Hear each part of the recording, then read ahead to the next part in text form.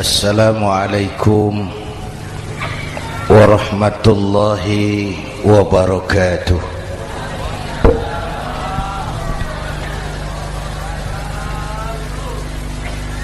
Alhamdulillahi wa kafa, wassalatu wassalamu ala sayyidina Muhammadin al-Mustafa wa ala alihi wa ashabihi ahli sidki wal wafa, amma ba'd. Para ulama, para habaib, para masyayikh yang saya muliakan, yang terhormat Bapak Kapolres dan Bapak Dandim, Sahibul Bait, segenap keluarga besar Pondok Pesantren Raudhatul Muta'allimin Al-Aziziyah, bapak-bapak, ibu-ibu, hadirin hadirat ma'asyiral muslimin yang saya cintai. Saya bersyukur dapat menghadiri haflah Maulidin Nabiil Karim, dan saya bangga dan terharu dengan keberadaan Pondok Pesantren Raudhatul Muta'allimin Al-Aziziyah ini. Sekarang ini banyak orang bisa memberi contoh, tapi sedikit orang bisa menjadi contoh. Memberi contoh itu mudah, tapi menjadi contoh itu yang sulit. Oleh karena itu, pada kesempatan ini kita ingin mengambil contoh bagaimana Rasul melaksanakan perjuangan. Apa modal utamanya? Saya sampaikan 3 sajalah, mudah-mudahan selesai 10 menit. Yang pertama, modal utama perjuangan baginda Rasul adalah akhlakul karimah. Memperbaiki akhlak dengan akhlak. Oleh karena itu, Suramadu sudah selesai. Dari dan ke Madura jadi lebih mudah. Bahkan Madura akan jadi daerah industri. Tetapi yang kita ingin, Madura tetaplah Madura. Akhlak tidak boleh berubah. Zaman boleh berubah, akhlak tidak. Masa boleh berganti, tapi keyakinan tidak boleh mati. Nah, soalnya adalah kepada siapa kita harus berakhlak. Kita itu kan harus berakhlak kepada 2. Kita harus berakhlak pertama kepada Allah. Ini yang terpenting. 13 tahun Rasul berjuang di Mekah hanya memperbaiki akhlak kepada Allah, menanamkan tauhid, meluruskan akidah, membangun keyakinan. 13 tahun di Mekah itu, dengan perhitungan kalau fondasi kuat, bangunan aman. Kalau fondasi melenceng, bangunan bengkok. Kalau fondasi rapuh, bangunan runtuh. Bangunan bagaimana fondasinya, orang hidup bagaimana imannya. Kekuasaan dan jabatan baru ada manfaatnya kalau dipegang tangan orang beriman. Kalau tidak, yang muncul Fir'aun. Harta baru terasa manfaatnya kalau dipegang tangan orang beriman. Itulah sebabnya bangsa kita ini bukan cuma perlu orang pintar, kita perlu orang benar.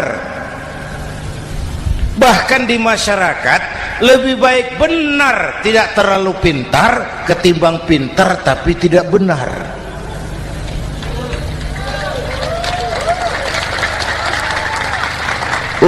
Kalau sudah pintar tidak benar, rusak rakyat itu Pak.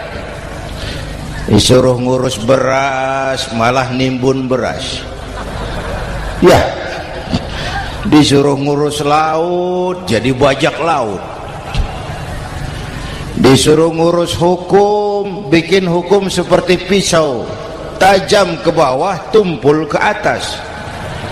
Kalau yang kecil salah, hukum cepat-cepat ditegakkan. Yang besar salah, diam pura-pura tidak mengerti. Itu yang melukai rasa keadilan.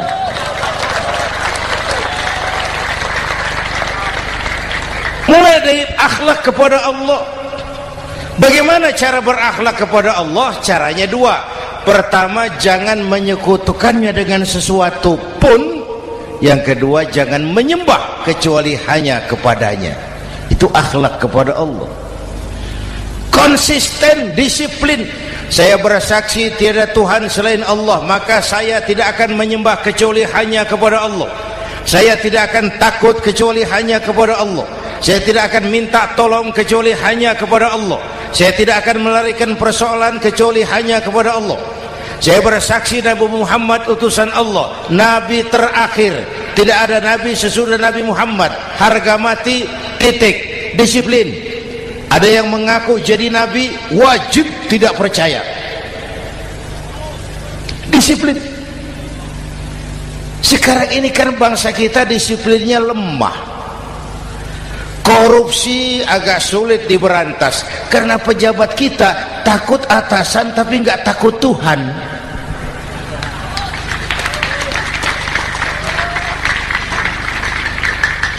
Itu sama dengan anak muda naik sepeda motor ngebut, lampu merah jalan terus, di stop sama polisi. Break. Iya Pak. Minggir. Siap. SIM ada Pak. SNK ada Pak. Tahu kau lampunya merah? Tahu Pak. Kenapa lewat terus? Saya nggak tahu, ada bapak. Itu disiplin kita. Tenang benar jawabnya, kayak orang nggak salah itu.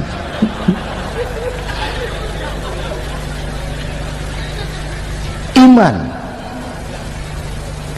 Apalagi belakangan ini saya sering bilang gini Pak, ini humor tapi agak tasawuf. Orang yang paling tenang hidupnya itu tukang parkir. Coba lihat tukang parkir, walaupun mobil banyak, mereknya bagus-bagus, tidak pernah sombong. Tenang.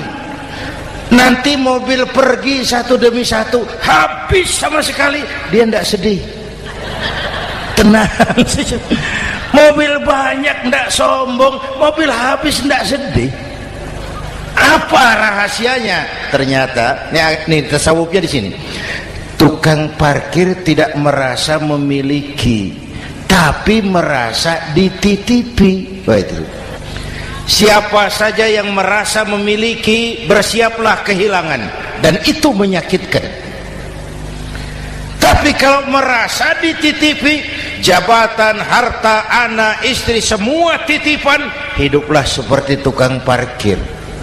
Pertama, titipan tidak boleh bikin kita sombong. Dititipi kok sombong, tidak pantas. Ya, Pak Zainuddin titip mobil ya, silakan. Yang punya mobil pergi, saya peteteng. Tidak pantas dititipi kok sombong. Ada orang dititipi jabatan oleh Allah sombong. Dititipi sombong. Ada enggak pejabat sombong? Ada. Namanya Fir'aun. Itu pejabat-pejabat sombong anak buah Fir'aun semua.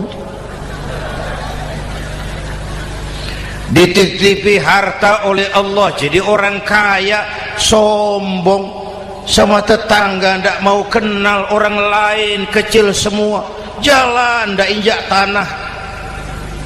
kuntilanak. Yang kedua penting, titipan harus dijaga baik-baik. Kalau tidak, yang nitip marah. Yang nitip marah. Pak, titip sepeda motor, silakan. Waktu diambil sepeda motor, kaca spion pecah, knalpot hilang, bemper hancur. Marah enggak yang nitip? Marah. Saya kan titip, kenapa enggak dijaga baik-baik? Dititipi harta oleh Allah jadi orang kaya supaya bangun pesantren, bela yatim, santuni yang lemah. Pelitnya 17 setan. Yang nitip marah. Dititipi jabatan oleh Allah isinya korupsi saja, yang nitip marah. Nah, saya mau kasih lihat sekarang. Allah titip Indonesia. Allah titip Indonesia. Hai rakyat, ini Indonesia, aku titip, kata Allah. Sebentar, ada meja mau naik. Silakan, Mas. Iklan. Ya, terima kasih. Jangan disangka kalau disediakan air teh pidatonya jadi lama. Dekorasi ini kok. Sampai mana tadi? Hai rakyat, ini Indonesia, aku titip, kata Allah. Ini negara besar dan kaya. Titipan ini ditebus dengan keringat, air mata, darah, dan nyawa. Ini bedanya. Malaysia memang merdeka, tapi diberi Inggris. Singapura merdeka, diberi Inggris. Indonesia merdeka, keringat, air mata, darah, dan nyawa. Ini negara aku titip, kata Allah. Ini negara besar dan kaya. Buminya subur. Di atas perut buminya segala tanaman hidup. Di bawah perut buminya ada gas, minyak, batu bara. Lautnya kaya, hutannya kaya. Kekayaan negeri ini harus digunakan bagi sebesar-besar kemakmuran rakyat. Itu amanat konstitusi. Disalahgunakan, dikorupsi, yang nitip marah. Yang nitip marah. Kalau dia marah, dia suruh makhluknya yang lain negur. Siapa? Merapi, Bromo, anak Krakatau. Itu Merapi demo, Pak. Kalau kita rakyat demo, anak buahnya Pak Danres turun. Tapi kalau Merapi demo, siapa yang mau ngatasi? Mbak Marijan. Selesai. Sekarang Mbah Marijan sudah kumpul sama Mbah Surip di alam barzah, dia sudah ketemu dia. Kata Mbah Surip, tenang Mbah Marijan, tak gendong, aman sudah. Aman sudah. Saya mau bilang Merapi itu makhluk, Krakatau itu makhluk, Bromo itu makhluk. Tidak mungkin makhluk bergerak dengan sendirinya, pastilah ada yang menggerakkan.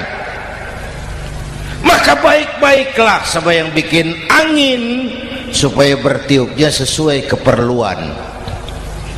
Baik-baik dengan yang bikin air supaya datangnya sesuai kebutuhan. Baik-baik sama yang bikin gunung supaya meletusnya pelan-pelan.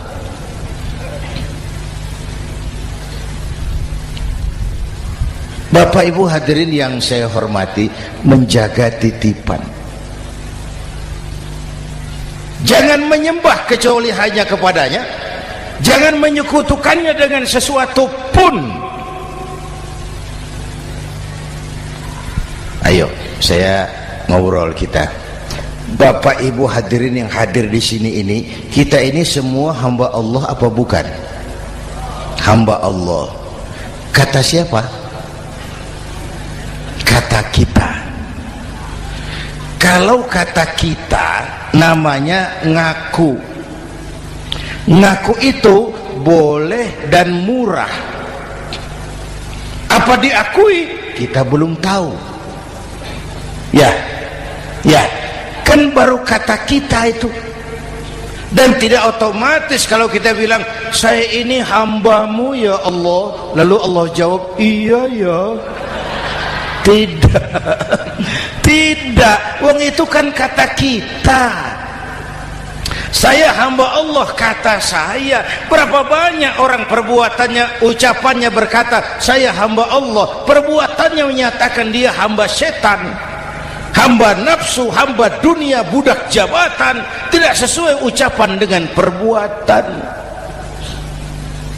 Jadi hamba Allah tuh nggak mudah, digojlok, diuji. Coba lihat, yang jelas diakui sebagai hamba itu baru satu yang kita peringati ini, baginda Nabi.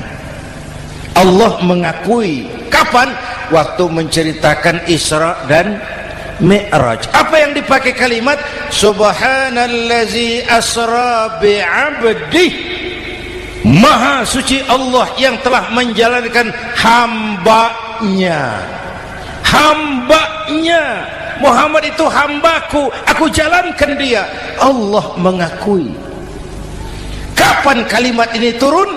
Setelah Nabi digojlok, ditempa, digembleng, diuji, difitnah, dicaci maki, dilontari kotoran unta, sahabat-sahabatnya dibantai. Lolos, Muhammad betul-betul hambaku. Ayo Isra Muhammad. Subhanallazi asra bi'abdi, hambaku. Jadi kalau mau jadi hamba Allah ya diuji, digojlok, digembleng. Nah, mari kita lihat kehambaan baginda Nabi. Orang yang paling bersih hatinya Rasulullah. Orang yang paling baik akhlaknya Rasulullah. Orang yang dosanya sudah mendapat jaminan ampun Rasulullah. Tapi Rasulullah kalau sholat malam bengkak kakinya karena rajin sujud. Hati bersih, akhlak terbaik, dosa sudah diampuni. Tapi kalau sholat malam kakinya bengkak karena rajin sujud. Saya tahu di sini juga banyak yang kakinya bengkak. Cuma urusannya apa? Itu urusan masing-masing. Pada tingkat seperti itu Rasulullah, saya perlu Allah, saya perlu Allah, saya perlu Allah. Yang 100 tahun kita bangun selesai oleh gempa 3 menit. Ya.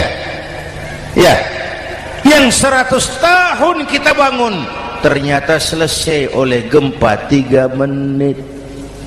Kita perlu Allah, kita perlu Allah. Makanya musibah itu kan kalau menimpa orang baik-baik namanya ujian. Kalau menimpa orang setengah baik itu paru-paru, yang bikin malaikat bingung. Sholat rajin, maksiat tekun, baca Quran mau, fitnah orang hobi, ngaji nyolong jalan terus. Untung di sini nggak ada yang begitu. Di Jakarta banyak. Di sini insya Allah sama. Jakarta. Orang separuh-separuh seperti itu kalau dapat musibah itu namanya teguran, bukan ujian. Kenapa ditegur? Lalai. Nah, kalau orang jahat dapat musibah itu namanya persekot. Uang muka tanda jadi. Kontannya nanti di akhirat. Kalau diuji bukan saja harus sabar tapi harus lulus. Kalau ditegur, introspeksi, perbaiki yang kurang, kurangi yang memang berlebihan. Bertali-tali, bersambung-sambung musibah ini, dan musibah kalau datang tidak pernah memilih, tidak pernah memilih. Bapak Ibu hadirin yang saya muliakan, jadi mari yang pertama jaga akhlak kita kepada Allah. Jangan menyekutukannya dengan sesuatu pun, jangan menyembah kecuali hanya kepadanya. Sekarang kan musim entertain, orang pandai membangun pencitraan, orang pinter bikin bungkusan. Sekarang ini kiai sama dukun tipis bedanya. Bener Pak, pemburu hantu pakai sorban, pakai gamis, nanti kiai pakai helm. Atribut sudah kacau sekarang ini, siapa pakai apa, siapa mau jadi apa, tidak jelas. Sementara masyarakat kita memang agak kutil, kurang teliti, cepat heran, gampang kagum. Pernah terjadi suatu saat tabrakan di jalan, keras sekali, korban jatuh berlumur darah, dikerubungi orang banyak. Datang wartawan mau ambil gambar dari dekat, sulit, banyak sekali orang ngerubung. Dia cari akal, tolong saya dikasih jalan ke dekat korban. Orang menoleh semua. Saudara siapa? Saya bapaknya korban, katanya. Dia mengaku bapaknya korban. Ya orang minggir semua, minggir, ada bapaknya korban. Orang minggir semua, dia maju ke depan korban. Sampai di depan korban pucat mukanya itu wartawan. Kenapa? Yang ketabrak anak monyet, Pak. Dia sudah ngaku bapaknya korban.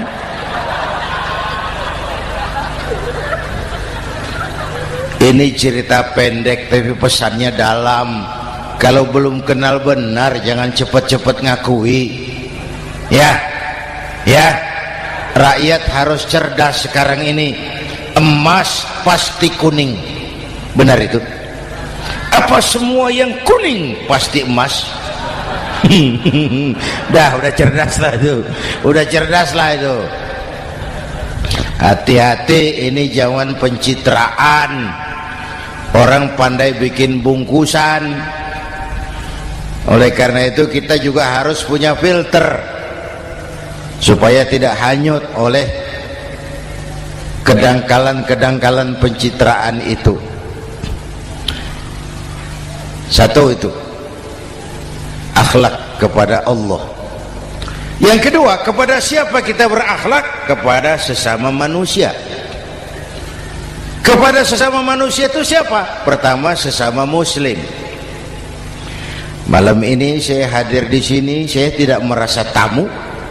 Saya hanya keluarga di tengah keluarganya. Bahwa saya lahir di Jakarta itu sih kebetulan. Saya enggak pesan. Yang kita tidak pesan jangan diributkan. Kita enggak pesan. Warna kulit seperti ini kita enggak pesan. Dari suku apa lahir kita enggak pesan. Potongan seperti ini kita enggak pesan. Islam membebaskan manusia dari ras diskriminasi. Pada waktu yang bersamaan Islam mengangkat harkat, derajat, martabat kaum wanita. Ini kasihan dari tadi nggak diajak ngomong nih. Pada waktu yang bersamaan Islam mengangkat harkat, derajat, martabat kaum wanita. Ibu-ibu mestinya lebih terima kasih sama Rasulullah. Sebelum Rasulullah datang, nasib perempuan menyedihkan, dilecehkan, harganya murah. Sebelum Rasulullah datang, murah. Sebelum Rasulullah datang, murah. Coba lihat wanita sebelum Islam, sedih, dilahirkan hanya untuk melahirkan, alat pemuas nafsu. Kalaupun berperan, peranannya cuma segitiga, dapur sumur kasur, kasur sumur dapur. putar-putar di situ saja. Tidak usah di Arab, dunia, di Jawa. Raja-raja Jawa sebelum kenal Islam seenaknya ngumpuli perempuan kan, selirnya yang 30, 50. Sultan-sultan di Turki piara harem ratusan orang perempuan. Kaisar terakhir dinasti Ming Cina bangun istana 1000 kamar, istrinya 1000. Innalillahi wa inna. Itu saya coba pikir, raja kalau istrinya 1000, kapan pakai kolor itu raja?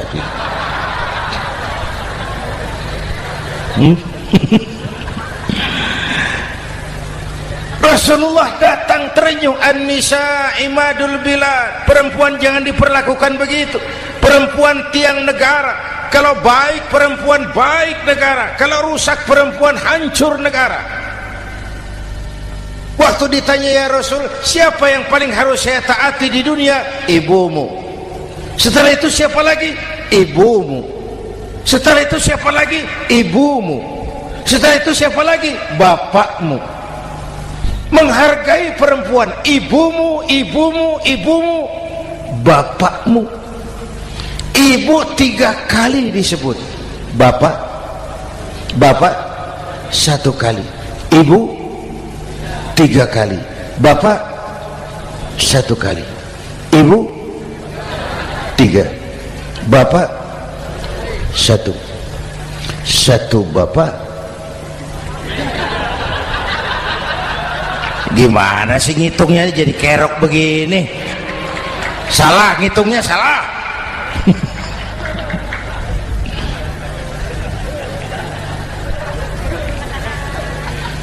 Lalu dicairkan kehidupan kemasyarakatan di masjid. Masya Allah, masjid itu pendidikan demokrasi betul. Pertama, siapapun masuk masjid copot sandal, buka sepatu. Benar itu? Ini masyarakat yang mau kita bangun. Tidak ada warga negara kelas 1, semua sama. Lurah masuk masjid buka sepatu, rah. Camat masuk masjid buka sepatu, mat.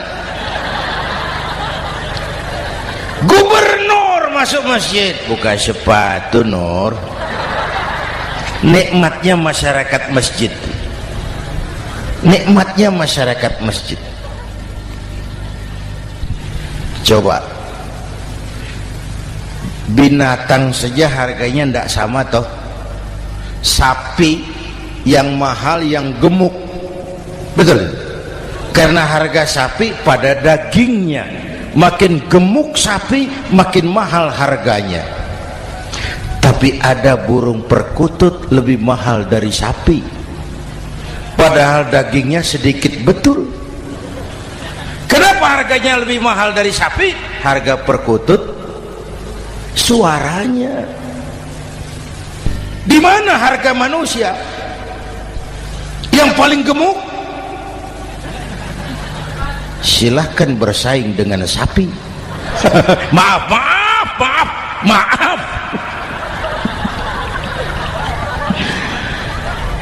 Inna akramakum indallah atqakum.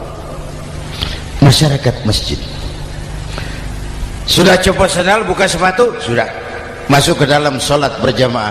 Kalau sudah ke dalam sholat berjamaah, tidak pernah kita usil dari mana orang datang, yang penting kemana dia menghadap. Itu masyarakat masjid. Dari mana kamu? Dari kidul, Pak, madhab ngulon. Kamu dari mana? Dari lor, Pak, madhab ngulon. Kamu dari mana? Dari kulon, madhab ngulon juga. Ini kan konsep Bhinneka Tunggal Ika. Dari manapun orang datang, apapun warna kulitnya, dari suku apapun ia dilahirkan, kalau akidahnya sama, itu saudara kita. Lalu sholat berjamaah. Apa itu? Hidup bermasyarakat, berbangsa dan bernegara. Harus ada imam, harus ada makmum. Kenapa? Ini saya harus agak hati-hati ya, pakai sarung angin ini. Apa tadi ngomong apa saya? Sholat berjamaah, bermasyarakat, berbangsa dan bernegara. Ada imam, ada makmum. Siapa makmum? Kita ini rakyat. Siapa imam? Para pemimpin negara. Apa bedanya? Imam harus dipilih. Makmum nggak usah. Coba baca kitab fikih yang setebal apapun, nggak ada bab pemilihan makmum. Nggak usah, makmum nggak usah dipilih. Orang buta boleh jadi makmum, orang bisu boleh jadi makmum, tukang mabuk boleh jadi makmum, tapi tidak tiap orang boleh jadi imam. Imam harus dipilih. Siapa yang jadi imam? Pertama, a'lamuhum, orang yang paling alim di kampungmu angkat jadi imam. Yang paling alim, bukan yang paling tua. Yang paling alim, tahu urusan, punya konsep, punya visi dan misi, mengerti negara ini mesti dibawa kemana, jalan keluarnya apa, angkat jadi imam. Pak, ada dua orang Pak, alimnya sama, yang mana yang dipilih? Kalau ada dua orang alimnya sama, kata Nabi, afsahuhum, yang lebih fasih lidahnya. Apa artinya fasih? Nyambung sama rakyat, tahu apa yang dimaui rakyat, nyambung. Tidak sah orang fasih bermakmum kepada imam cedal.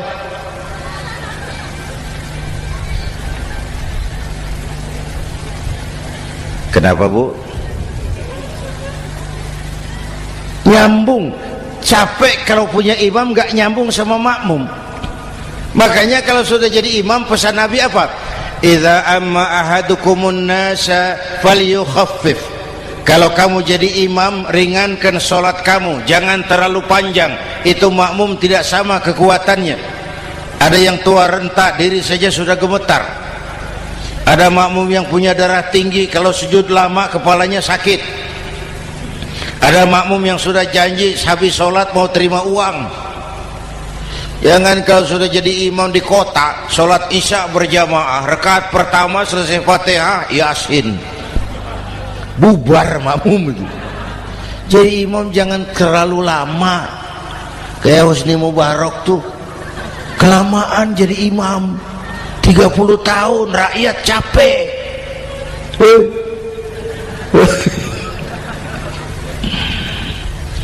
Bapak Ibu hadirin yang saya hormati, nah masyarakat Islam ini loyal, taat, setia. Kapan? Kalau imamnya benar. Imam takbir, makmum takbir, imam ruku', makmum ruku', imam i'tidal, makmum i'tidal, imam sujud, makmum sujud. Tapi masyarakat Islam tidak buta. Imam keliru, makmum wajib menegur. Ya, bagaimana negurnya? Mestinya ruku', imam sujud. Wah, keliru ini. Subhanallah, kan gitu. Itu aturan main. Tidak boleh imam keliru, makmum emosi, main pegang, mam, hoi salah, hoi, kacau sholat.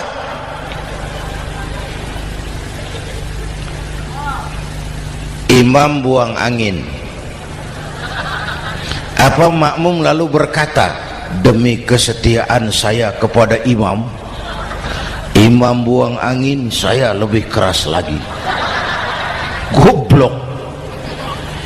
Iyyaka na'budu wa iyyaka nasta'in. Sampai situ imam buang angin, minggir. Tidak usah ribut. Yang di belakang satu orang maju ke depan, lanjutkan pekerjaan imam. Yang penting imam tahu diri, buang angin, minggir. Ini negara rusak karena imam sudah buang angin. Tenang aja, kayak orang nggak salah gitu loh.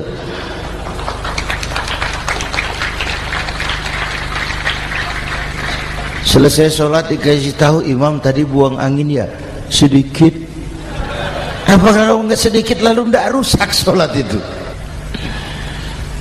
Nah, dalam berjaga akhlak kepada sesama, ayo kita jaga kesatuan, persatuan, kerukunan, kekompakan. Ini pesantren Raudhatul Muta'allimin Al-Aziziyah, ini aset kita. keberadaannya, pengembangannya, kelangsungannya, bukan sekedar tanggung jawab pengurusnya, tanggung jawab kita sesuai dengan bidang dan kemampuan masing-masing. Yang punya jabatan bantu dengan wewenangnya, yang punya harta bantu dengan uangnya, yang punya tenaga bantu dengan tenaganya, yang bisa doa bantu dengan doanya, yang tidak bisa apa-apa bantu dengan diam. Diam saja lumayan loh itu membantu. Bapak Ibu hadirin yang saya hormati, saya ingat almarhum Panglima Besar Sudirman pernah bilang, kamu itu kalau mau menang harus kuat, kalau mau kuat harus bersatu, kalau mau bersatu hidupkan semangat silaturahmi. Mau menang harus kuat, mau kuat harus bersatu, mau bersatu hidupkan silaturahmi. Bapak Ibu hadirin, rukun antar umat seagama. Beda pendapat boleh, marah jangan. Kalau di Jakarta kan sekarang lagi musim apa itu wahabi yang bid'ah, sedikit bid'ah itu. Saya sih bilang yang suka tahlil bagus, terusin. Yang nggak suka tahlil nggak apa-apa, tapi jangan mencaci maki yang suka tahlil. Orang yang mabuk masih banyak kok yang tahlil dicaci maki. Kita nih seperti orang kurang kerjaan. Waktu guru saya Hadratul Mukarram Ki Haji Dr. Idham Khalid wafat, saya ajak orang baca Fatihah. Selesai, saya lagi duduk di belakang, seorang pengusaha nemui saya, Kiai, kenapa? Saya coba ingin kepastian. Apa?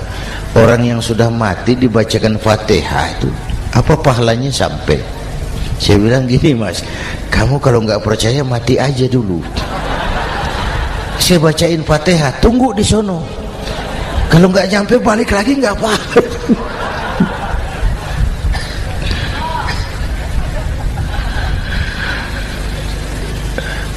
Depan rumah saya itu ada masjid, Pak, pakai beduk seperti itu.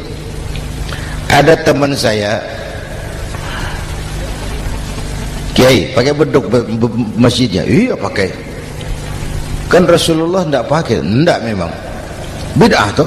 Loh, siapa bilang? Beduk itu bukan agama, itu budaya, tanda masuk waktu. Bukan manggil orang sholat. Manggil orang sholat pakai azan. Tanda masuk waktu, itu hebatnya Wali Songo, pakai beduk. Kalau nggak mau pakai beduk boleh, teriak-teriak juga boleh. Pak Greb, boleh. Tapi Wali Songo kan bijaksana, pakai beduk saja, sekali pukul satu desa dengar. Itu bijaksananya dakwah Wali Songo. Kalau beduk dianggap bid'ah, miskin kita. Itu budaya. Seperti sepeda motor, itu budaya. Kalau nggak mau pakai beduk boleh, teriak-teriak juga boleh. Pak Greb, boleh. Tapi Wali Songo kan bijaksana, pakai beduk saja, sekali pukul satu desa dengar. Itu bijaksananya dakwah Wali Songo. Kalau beduk dianggap bid'ah, miskin kita. Itu budaya. Seperti sepeda motor, itu budaya. Kalau beduk dia nggak bid'ah, sepeda motor bid'ah tuh. Rasulullah nggak pakai, jual, beliin unta.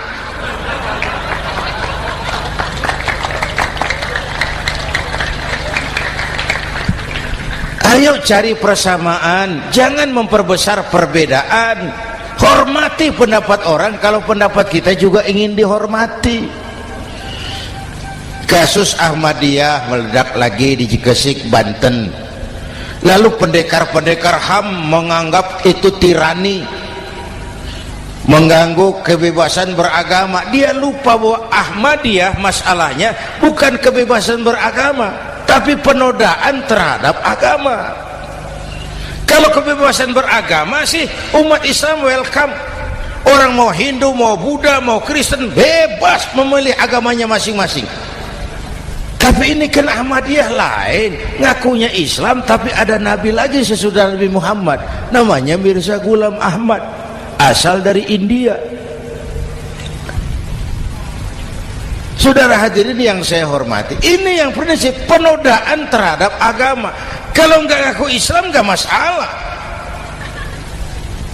Supaya mau aman caranya cuma dua, Ahmadiyah jadi agama sendiri, karena Malaysia sudah melarang, Brunei sudah, Rabithah Alam Islami menyatakan aliran sesat, Saudi Arabia melarang pengikut Ahmadiyah pergi bikin haji, dia dianggap non muslim. Cuma memang pemerintah kita nggak tegas. Kalau dari dulu dinyatakan dilarang, nggak akan ada lagi kasus-kasus seperti itu.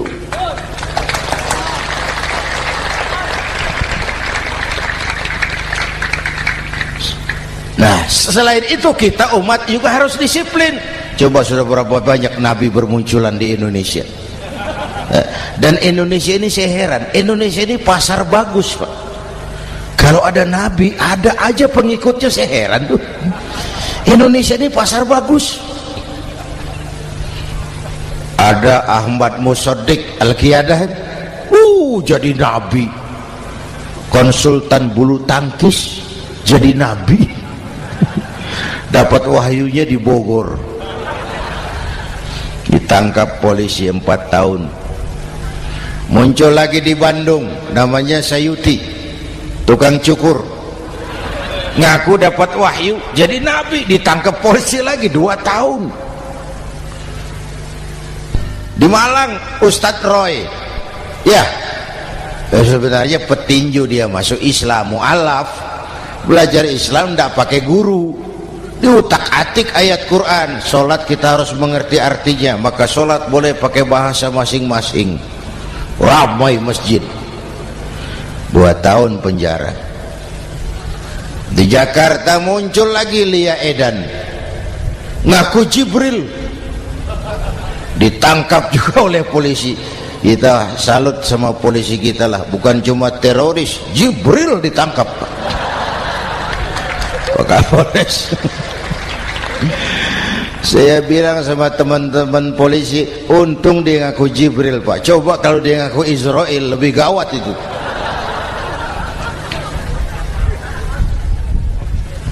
Yang parah, antara Cirebon Losari, dia perbatasan Jawa Tengah Jawa Barat, pernah muncul agama baru namanya agama Jasun, agama Jawa Sunda, agama Jasun Jawa Sunda. Yang jadi nabi Tugimin. La haula wala quwata. Saya bilang ini jangan jadi nabi, jadi kiai juga nggak angker ini. Al Mukarram Bapak Kiai Tugimin, nggak enak.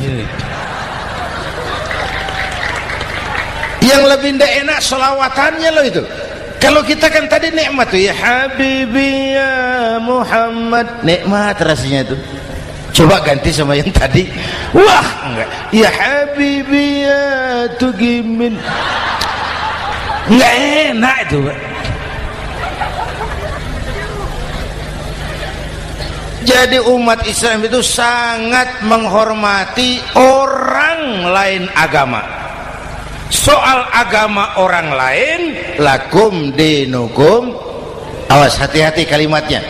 Kita menghormati orang lain agama. Soal agama orang lain, lakum dinukum. Kita memang yakin cuma Islam agama yang benar, tapi bukan berarti kita boleh menghina agama orang lain. Kenapa? Kalau agama kita yang dihina, kita kan sakit hati. Orang lain sama dong. Itu sebabnya Allah berpesan, jangan kau caci maki Tuhan mereka, karena mereka akan balas mencaci maki Tuhanmu. Dan itu artinya mencaci maki aku, kata Allah. Jelas ini? Jelas? Justru karena umat Islam mayoritas di Indonesia, maka kerukunan antar umat beragama terjaga dengan baik. Oh, kalau umat Islam mau main kasar, mau main kayu, mau main keras, Umat Islam ini 85%, yang lain pasti selesai, saya jamin selesai. Tapi kan tidak, kita sadar betul ini negara Pancasila, kita sadar betul bahwa kita harus menghargai orang lain agama, menjaga kerukunan, rukun antar umat beragama. Yang ketiga, rukun antar umat beragama dengan pemerintah. Dulu kiai saya bilang, sultanun zulum khairum min fitnatin tadum. Pemerintah yang jelek pun sebenarnya masih lebih lumayan ketimbang tidak ada pemerintahan, kalau itu ukurannya. Coba umpama nanti Pak SBY sudah terlalu pusing, lalu pengumuman jam 000, seluruh rakyat Republik Indonesia saya umumkan mulai malam ini tepat jam 000 pemerintah bubar.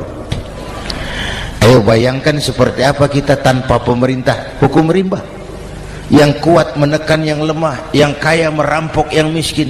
Rumah saudara dirampok, lapor ke polisi, kata Kapolres, maaf polisi baru bubar. Hak asasi diinjak-injak, lapor ke pengadilan, pengadilan bubar. Masih ada pemerintah saja yang kuat suka menekan yang lemah, apalagi kalau tidak ada pemerintah. Karena itu ulama dan umarok dua pilar utama. Kalau kuat keduanya, kuatlah masyarakat. Kalau rapuh keduanya, maka rapuhlah juga masyarakat. Bapak Ibu hadirin yang saya hormati, ini yang kedua, kita harus berakhlak kepada sesama. Yang ketiga, kepada siapa kita harus berakhlak? Kenapa? Iya, saya cuma lihat jam. Yang ketiga, kepada siapa kita harus berakhlak? Kita ini harus berakhlak kepada makhluk Allah yang lain di luar manusia. Kepada air kita harus berakhlak loh Pak. Saya dulu remaja ngaji fikih, kiai ngajar makruh buang air kecil di tanah yang berlubang. Saya protes, kenapa makruh kiai? Pertama, untuk kesehatan. Siapa tahu di lubang yang kau kencingi ada gas beracun. Kalau tidak kiai, kalau tidak maka artinya kau harus melindungi binatang yang ada di dalam lubang. Siapa tahu di lubang yang kamu kencingi ada semut sedang rapat membahas masalah Mesir. Apa dosanya lalu mati dikencingi? Ini namanya rahmatan li semut. Bapak Ibu hadirin yang saya hormati, ada hadis sederhana, faiza zabahtum fa ahsinu zibhata. Kalau kamu menyembelih hewan, sembelihlah dengan cara yang terbaik. Jangan nyembelih ayam pakai pisau tumpul, itu namanya tidak berperi kebinatangan. Kepada ayam kita berakhlak, kepada pohon kita berakhlak, kepada air kita berakhlak. Kenapa sekarang alam tidak seramah dulu? Karena kita juga tidak ramah kepada alam. Kenapa sering terjadi banjir? Karena tempat air kita kurangi. Dia bingung mau kemana. Air nggak punya tempat. Akhirnya masuk ke rumah kita juga. Masuk dalam zoharul fasadu bil barri wal bahri bima kasabat aydin nas. Karena kita tidak berakhlak kepada lingkungan. Bapak Ibu hadirin yang saya hormati, jadi itu yang pertama, modal utama perjuangannya akhlakul karimah. Mau sukses, utamakan akhlak. Industrialisasi boleh terjadi di Madura, jalan berhotmik licin, oke, listrik masuk desa, alhamdulillah, tapi akhlak jangan berubah, akidah jangan goyah.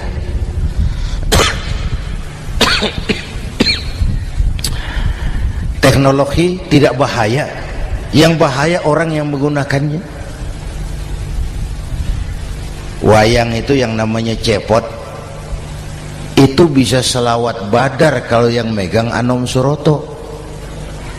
Cepot bisa selawat badar kalau yang megang Anom Suroto. Wayang bagaimana dalangnya, teknologi bagaimana orang yang menggunakannya.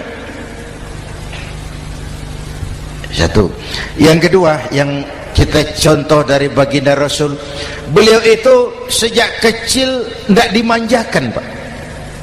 Lahir ke dunia tidak sempat melihat wajah bapak. Umur 6 tahun ditinggal ibu. Umur 9 tahun ngembala kambing, berniaga ke Syam. Syam itu Syria sekarang. Umur 9 tahun bisnis lintas negara dari Saudi ke Syria. Remaja tidak dimanjakan, kerja keras, peras keringat, banting tulang. Tidak ada pekerjaan halal yang hina.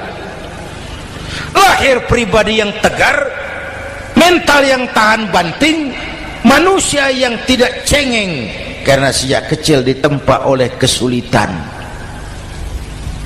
Jadi gini, orang itu kalau biasa susah, ketemu susah, ndak kaget, Pak. Mentalnya kuat. Saya santri biasa makan kangkung, datang ke rumah teman dikasih kangkung, loh makanan saya ini, dikasih daging ayam, nambah. Orang tuh kalau biasa susah enak. Saya santri biasa tidur di masjid, disuruh nginep di hotel, pules, Pak. Tapi yang biasa tidur di hotel suruh nginep di masjid, encok. Hidup ini perjuangan. Mau sukses harus berani susah. Jangan seperti dulu nih cerita santri. Ada santri beternak lebah, ambil madunya itu. Satu hari dia mau periksa sarang lebah, naik ke pohon pakai tangga, pakai sarung biasanya santri. Dia lupa tidak pakai celana dalam. Naik pohon periksa, entah bagaimana terpegang sarang lebah itu, berhamburan lebahnya keluar. Salah satu masuk ke sarungnya, tergigitlah Al-Mukarramnya itu. Dia menjerit, aduh, jatuh berguling ke bawah. Sudah lama jatuh, dia buka sarungnya, dia lihat bengkak. Karena bengkak kan jadi besar, senang juga dia. Dia berdoa, ya Allah, hilangkan sakitnya, biarlah bengkaknya. Ini kan, ini doa orang nggak konsekuen. Bengkak dan sakit itu paket. Mau bengkak ya harus berani sakit.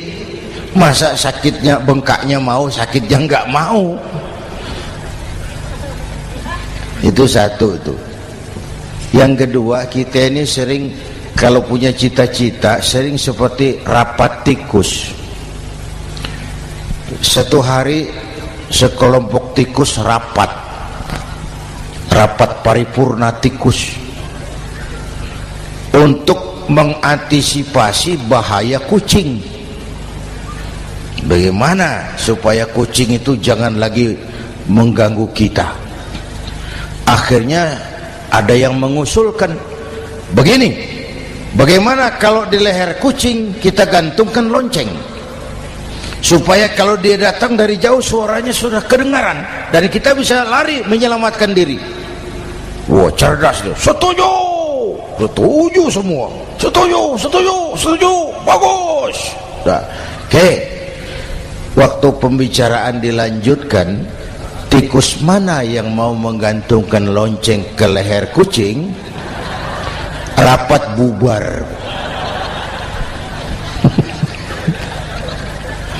Setuju, akur. Iya. Waktu bekerja selesai. Bapak Ibu hadirin yang saya hormati, terutama anak-anak saya, para santri, remaja, pemuda. Hidup ini persaingan. Bapakmu tamat SD, nak, kau sarjana. Bapakmu cuma jadi RT, nak, kau camat. Bapakmu tukang tambal ban, kau harus punya pabrik ban. Anak saya pertama dulu, saya titip mondok di Tebu Ireng. Tahun pertama pulang saya kontrol, sini kau, apa hasilmu setahun di pesantren? dia sodorkan saya sebuah piagam penghargaan juara lomba pidato di pondoknya. Saya heran, ini anak di rumah jarang ngomong, kok bisa jadi juara pidato? Saya tanya, kamu bisa pidato, apa yang dipidatoin? Dia bilang, kan kaset ayah dihafalin gitu. Ya saya ketawa juga, waktu itu dia masih anak-anak. Baiklah, tapi apa cita-citamu? Saya kepengen seperti ayah. Wah, kau ini salah. Kalau aku ayahmu di matamu, menurutmu hebat, mestinya kau 10, 100, 1000 kali lebih hebat dari orang-orang yang kau anggap hebat. Karena tantanganmu akan lebih berat dari tantangan yang aku hadapi sekarang. Kalau kau sama dengan aku, kau ditinggalkan zaman karena kau tidak mampu menjawab tantangan zamanmu. Bapak Ibu hadirin yang saya hormati, persaingan tajam, tantangan makin berat.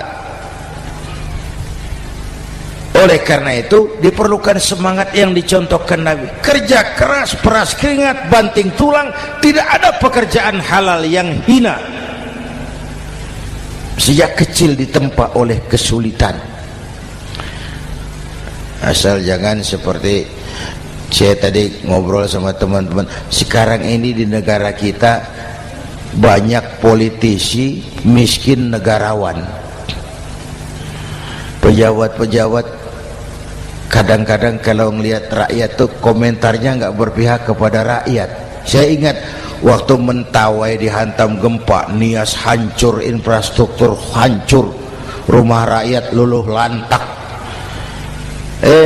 Ketua DPR Pak Marzuki Ali bilang, bagaimana itu rakyat? Ya itu resikonya punya rumah di pinggir laut.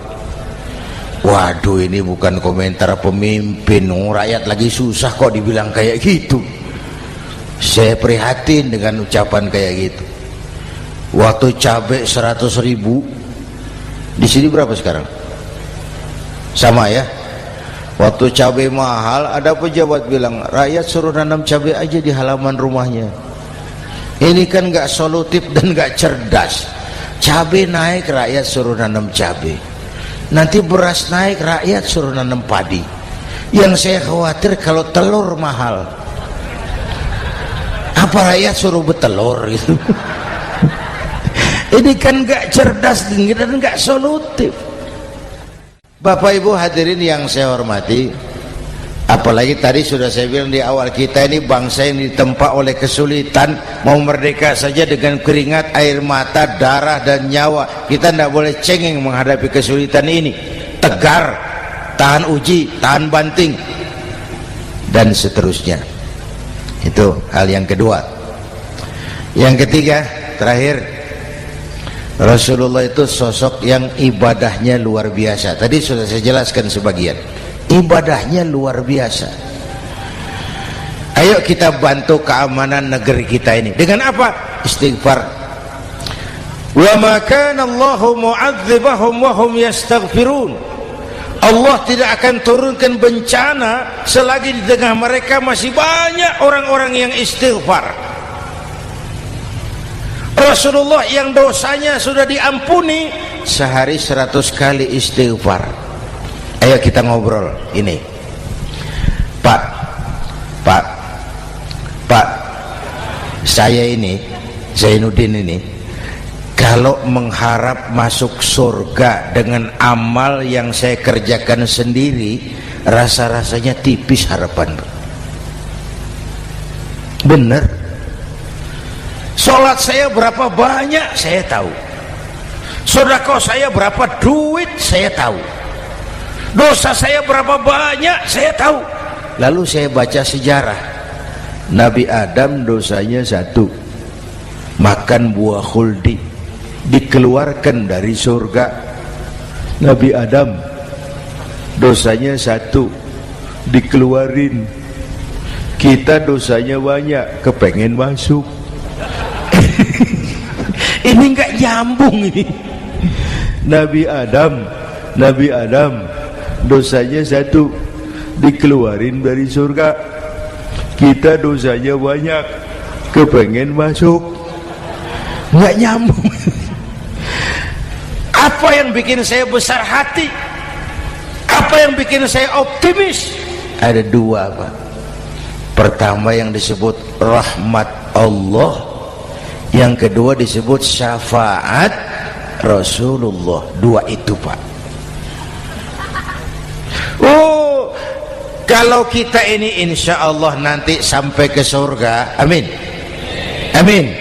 Kalau kita ini sampai ke surga, Pak, saya jamin itu bukan karena amal kita, itu karena rahmatnya Allah.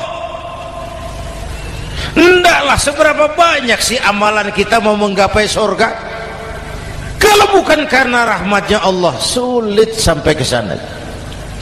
Manusia, dosamu besar, tapi lihat rahmatku lebih besar. Manusia, salahmu banyak, tapi ampunanku lebih banyak. Kau nangis di hadapanku, aku senyum melihatmu. Kau berjalan menujuku, aku berlari menyambutmu. Istighfarnya sehari 100. Lalu ada hadis qudsi, inni la ahammu bi'adzabi ibadi. Kadang-kadang aku pengen turunkan azab, bencana kepada manusia, tapi ketika aku melihat 3 perkara, murkaku surut, bencana aku tarik kembali. Coba perhatikan hadis kursi ini. Allah mau marah hendak jadi, bencana ditarik, musibah diangkat. Kenapa? Ada yang meredam murka Allah. Allah enggak jadi marah. Siapa? Pertama, suyukhan rukka. Aku lihat orang-orang tua tengah malam sujud sambil berlinang air mata, nangis di hadapan Allah. Itu kita hutang jasa loh, Pak, sama orang-orang yang tengah malam sujud nangis di hadapan Allah. Lihat yang begitu Allah tidak jadi marah.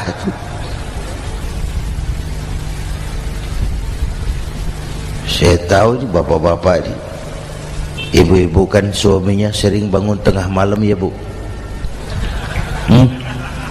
Kencing. Bikin bingung malaikat. Sudah mau ditulis tahajud, kencing doang. Kata malaikat, sialan, hampir salah tulis.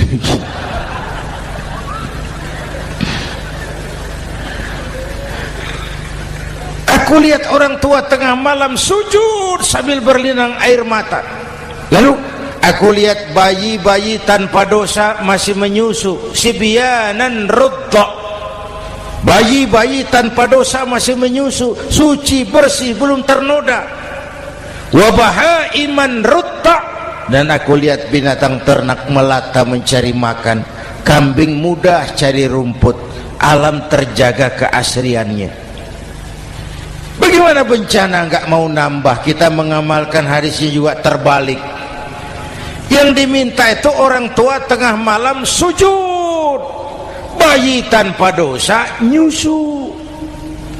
Sekarang bayi tanpa dosa dibuang ke tempat sampah gara-gara orang tua tengah malam nyusu. Terbalik namanya. Yang diminta itu orang tua tengah malam sujud, bayi tanpa dosa nyusu. Ini bayi tanpa dosa dibuang ke tempat sampah gara-gara orang tua tengah malam.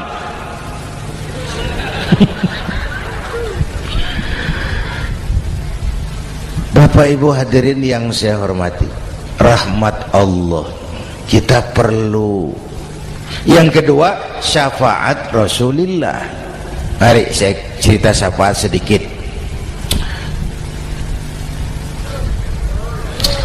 Ini sudah jam 00:05 ya.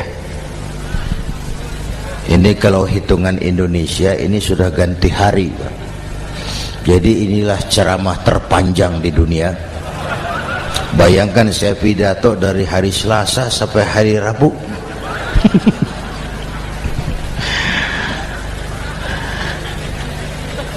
Syafaat agak saya singkat ceritanya. Nanti itu, Pak, setelah alam ini hancur sehancur-hancurnya, bumi gempa, gunung meletus, air laut tumpah ke darat, halilintar menyambar, planet-planet bertabrakan, semua yang hidup mati bareng tanpa persiapan, termasuk malaikat mati. Yang tinggal cuma Allah sendirian, yang lain hancur semua, tinggal Allah sendirian. Allah patroli berseru-seru, limanil mulkul yaum, ahai, siapa penguasa hari ini? Mana Fir'aun yang ngaku Tuhan, nongol kalau memang Tuhan? Mana Abrahat, mana Namrus, mana itu Benito Mussolini, mana itu Adolf Hitler, mana itu Hosni Mubarak? Penguasa-penguasa yang ngaku berkuasa, nol kalau memang penguasa. Gak ada yang jawab, Pak, semua sudah rebah. Allah lalu berkata, la ilaha illa ana. Ternyata tidak ada Tuhan lain selain aku. Allah sombong waktu itu. Kalau Allah sombong itu pantas. Hadis qudsi mengajarkan al-kibriya'u libasi, sombong itu pakaianku, kata Allah. Cuma aku yang pantas pakai. Kamu manusia nggak pantas pakai pakaianku, kebesaran. Pakaian Allah mau dipakai, sombong itu pakaian Allah, cuma Allah yang pantas pakai.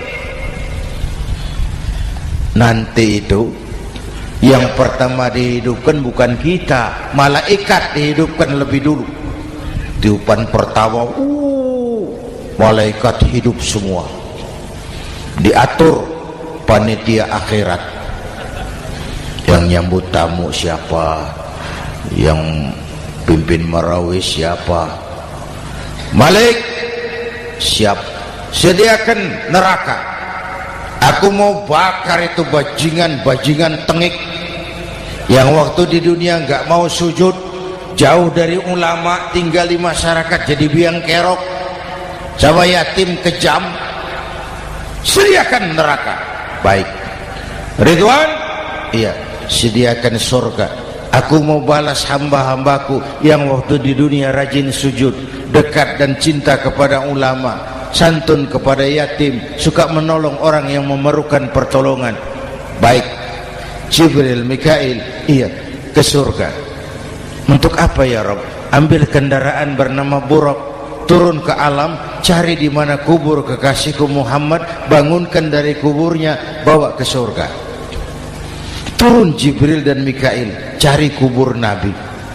Wong alam sudah hancur-hancuran, jangan cari kuburan, cari bangkalan aja nggak ketemu.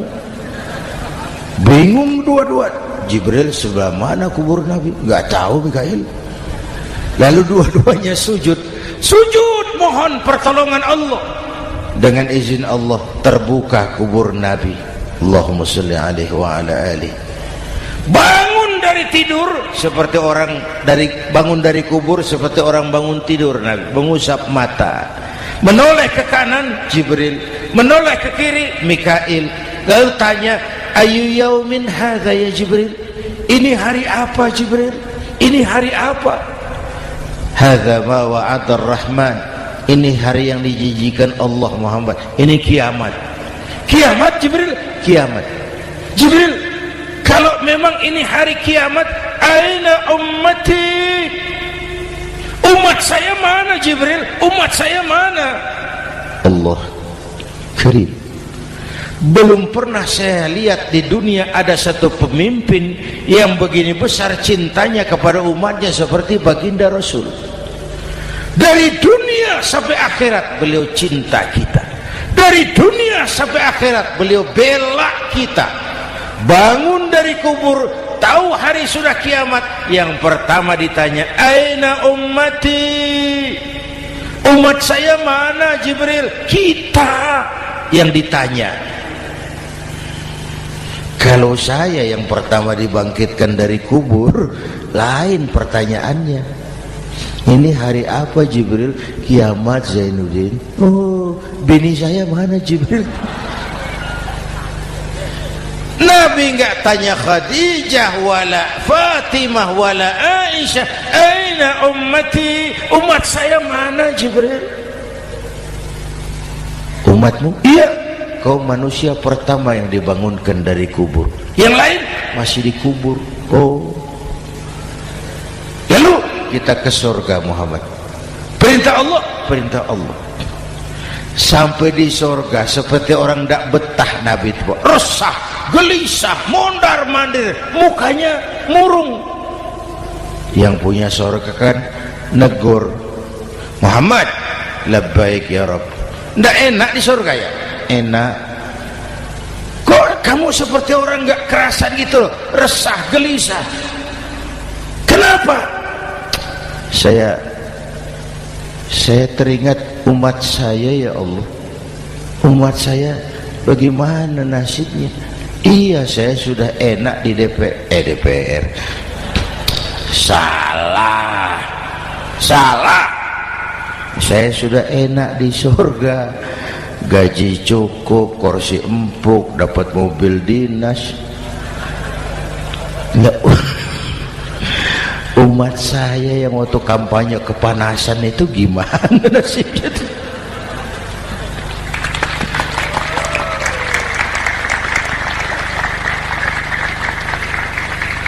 Makanya dulu di Senayan, di depan kantor DPR tuh banyak tukang kaca jualan di situ. Saya bilang itu tukang kaca pintar dagangnya di situ. Pas, maksudnya supaya yang mau berkantor di situ ngaca dulu. Ya, wakil lurah pasti tidak lebih tinggi dari lurahnya.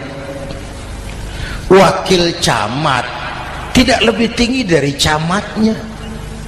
Ini kenapa wakil rakyat kok selalu lebih tinggi dari rakyatnya?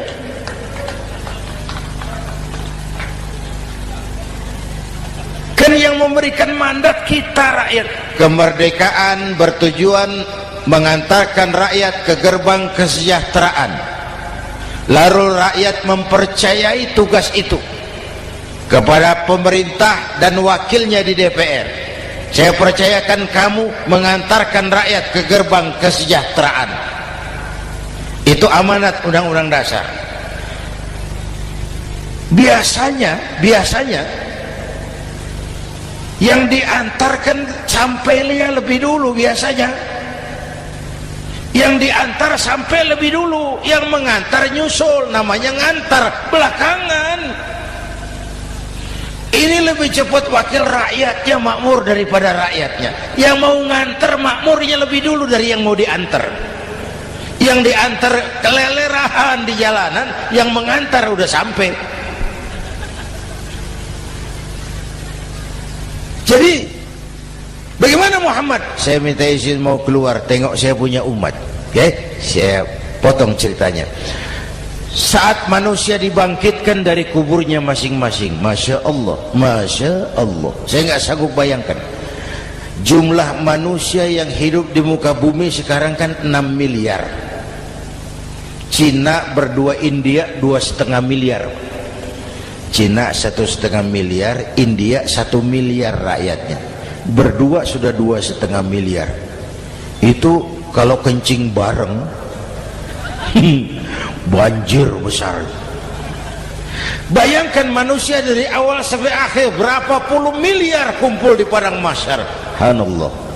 Sibuk, panik, bingung mau disidang di hadapan Allah. Sebagian kumpul di pojokan berunding, kita mau disidangi. Terus ayolah kita cari bantuan. Kemana? Adnan Buyung. Begini. Kita ini kan anak cucu Nabi Adam. Pantas dong kita minta tolong sama beliau. Yuk, setuju. Berangkat cari Nabi Adam. Ya Adam, anta abal bashar. Adam, tuan datuknya manusia. Kami cucu kamu, anak turunan kamu mau disidang. Tolong kami Adam, tolong. Kata Nabi Adam, Quraisy mas, rombongan Jawa aku naik mumet lagi sama Nabi Nuh saja. Nuh bilang tidak bisa, saya juga punya masalah, pernah minta obat ditenggelamkan. Ibrahim barangkali, semua Nabi hand up, angkat tangan. Dikala itu yauma la yanfa'u malun wala banun, di mana harta tidak ada lagi artinya, anak-anak tak jadi beban, tiap orang sibuk dengan urusannya sendiri-sendiri. Saat itu ada satu pemimpin, Allahumma salli alaihi wa ala alihi, diizinkan Allah. Dikala semua nabi yang lain angkat tangan hand up, beliau malah ummati ana laha, ta'ali ummati, ta'ali ummati, umatku sini, umatku sini. Beliau memanggil-manggil umatnya. Yang bagaimana yang dipanggil? Ada hadis, inna ummati ya'tuna yaumal qiyamah ghurran muhajjalin min atharil wudu. Umatku besok di akhirat datang menghadap Allah dengan muka bersinar-sinar karena sering wudu. Sering wudu kan sering sujud. Masa cuma wudu tapi enggak sujud? Itu nanti ndak usah mengaku Rasul yang panggil, sini umatku. Tapi kalau muka enggak pernah wudu, enggak pernah sujud, merangkak di depan Nabi, saya umatmu ya Rasul. Kata Nabi, umat saya enggak ada yang kumbal gini. Dikala itu beliau berkenan memberikan syafaat. Syafaat itu saudara-saudara, saya pakai sarung, sobek sedikit, syafaat itu nambeli itu loh. Salat saya kurang sedikit, sedekah saya campur riak sedikit, puasa saya tidak ikhlas sedikit, ditutup dengan syafaat. Saya mau dagang, perlu modal 20 juta, saya punya uang 15 juta, yang 5 juta syafaat. Jadi harus ada modal. Kalau sholat tidak pernah, sedekah tidak pernah, lalu syafaatnya dari mana? Yang dapat tambelan itu yang punya sarung bolong, punya sarung sobek, ditambal dengan syafaat. Lah kalau tidak ada sarung, apa yang mau ditambal? Ya. Nah, mudah-mudahan kita semua mendapat rahmat Allah dan mendapat syafaatnya Rasulullah Sallallahu Alaihi Wasallam. Bapak Ibu hadirin, sudah 7:30 lewat 4 jam. Saya pun kangen, tapi hari sudah larut. Insya Allah lain kesempatan kita jumpa lagi. Terima kasih kepada Al-Mukarramun, para ulama, para habaib, pengasuh pesantren Raudhatul Muta'allimin Al-Aziziyah, dan semua yang hadir. Mudah-mudahan yang saya sampaikan ada manfaatnya. Usikum wa iyaya bitaqwallah. Aqulu qawli hadza fa astaghfirullahal azim li wa lakum. Wassalamu alaikum warahmatullahi wabarakatuh.